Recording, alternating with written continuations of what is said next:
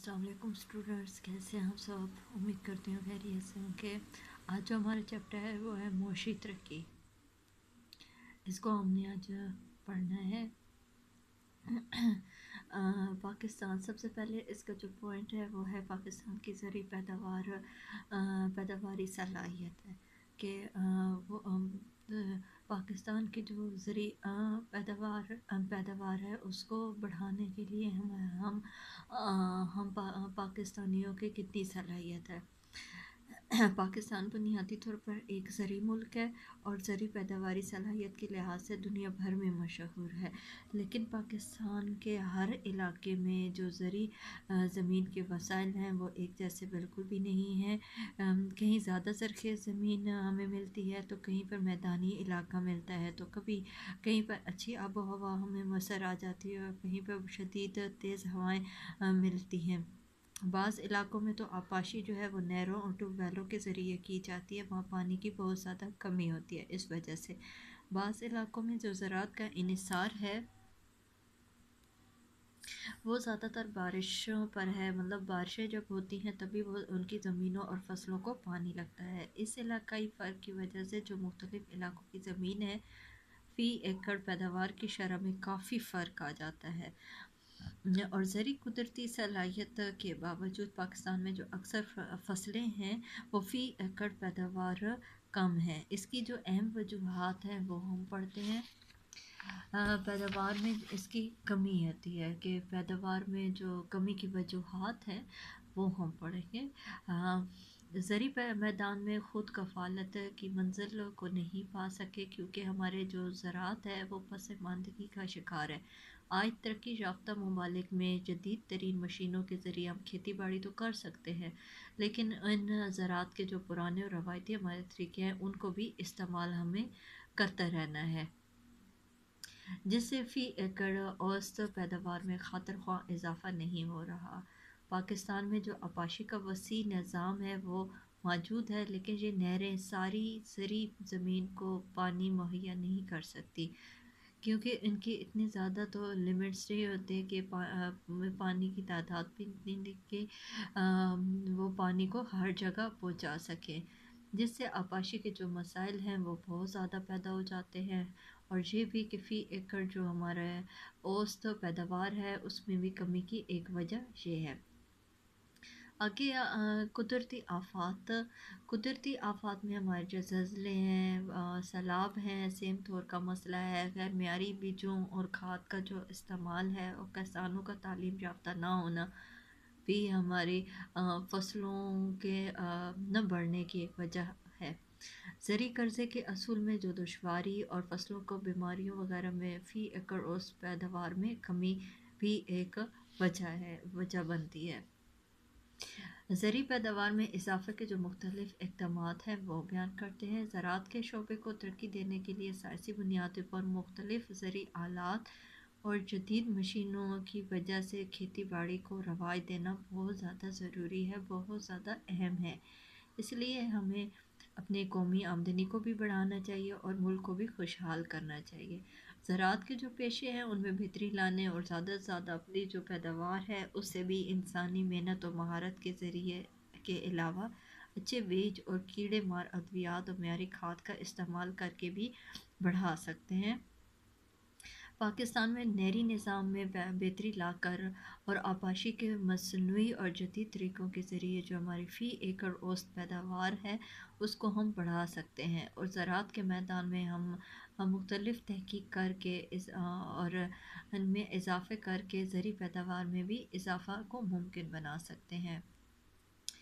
आगे हमारे पास आ जाता है कि आपाशी पाकिस्तान के जो आबी ज़राए हैं और आपाशी का जो मौजूदा निज़ाम है उसको हमने बयान करना है। ज़राए आपाशी पाकिस्तान मानसून आबो हवा के खित्ते के इस हिस्से में वाक़ है जहाँ बारिशें बहुत ज़्यादा कम तादाद में होती हैं।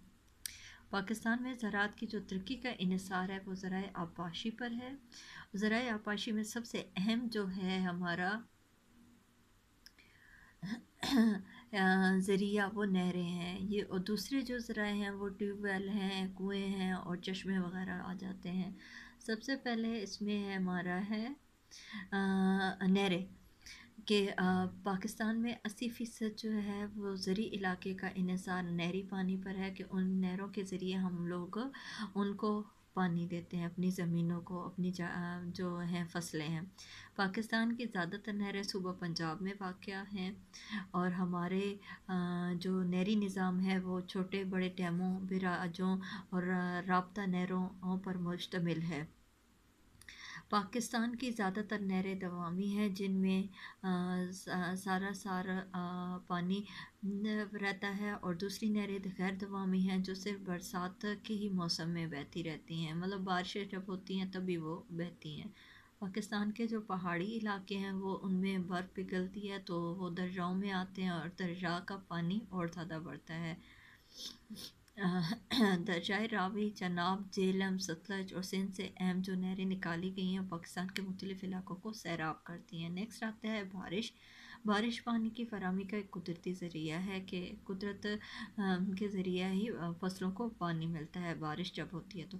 پہاڑوں پر ہونے والے جو بارشیں ہیں اور گلیشیئرز کا پانی پگھل کر ندی نالوں کے ذریعے دریاؤں میں اکٹھا ہو جاتا ہے اور سارا سال ان کو رواں دواں رکھتا ہے۔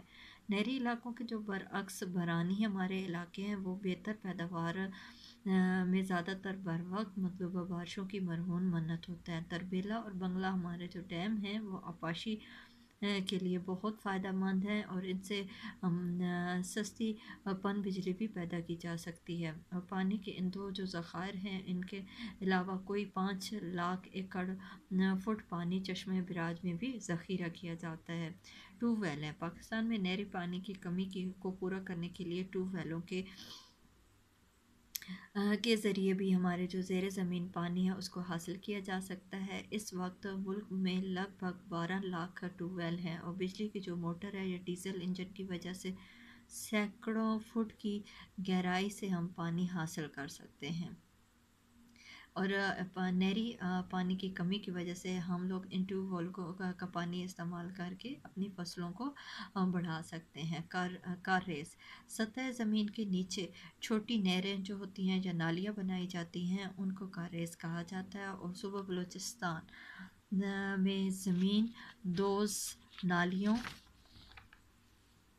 کے ذریعے آبپاشی کی جاتی ہے، اور پہاڑوں کے جو دامنی علاقے ہیں ان میں کنویں کھود کر پانی اکٹھا کر لیا جاتا ہے، اور جب یہ زمین دوز نالیاں ہیں یہ کاشت کے رقبے میں پانی ڈالنے کے قابل ہو جاتی ہیں تو انہیں عمل تخبیر کی وجہ سے پانی راستے میں ضائع نہ ہو سکے، اس طرح کہ زیر زمین نالیاں بنا دی جاتی ہیں جن کے اور پھر ان نالیوں کو ان زمینوں تک لے جایا جاتا ہے جہاں فصلیں ہوتی ہیں۔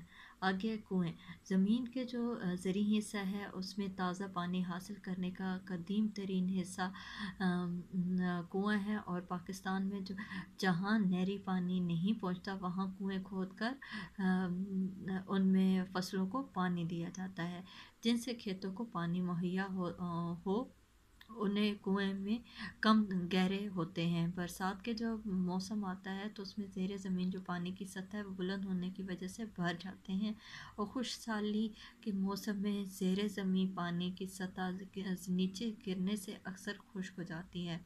آگے چشمے ہمارا ٹاپک ہے۔ پانی کا ایسا ذریعہ جو زمین کے اندر سے قدرتی طور پر سطح زمین کے اوپر پھوٹے اسے چشمہ کہتے ہیں۔ ریگستانی علاقوں میں بھی بعض دفعہ قدرت کی طرف سے چشمے پھوٹ پڑتے ہیں۔ آبپاشی کا ایک نظام ہے۔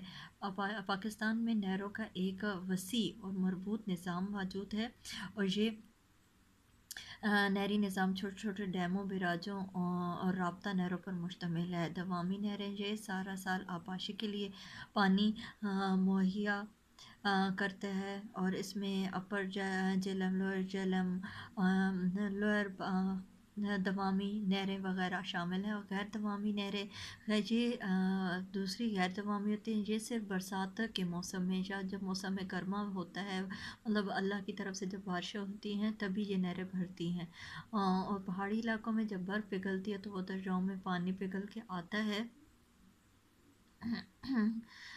تو اس طرح بھی نہروں کا پانی بھر جاتا ہے، اور وہ اپنی فصلوں کو لگا کے ان کو سیراب کر کے فصلیں اگائی جا سکتی ہیں۔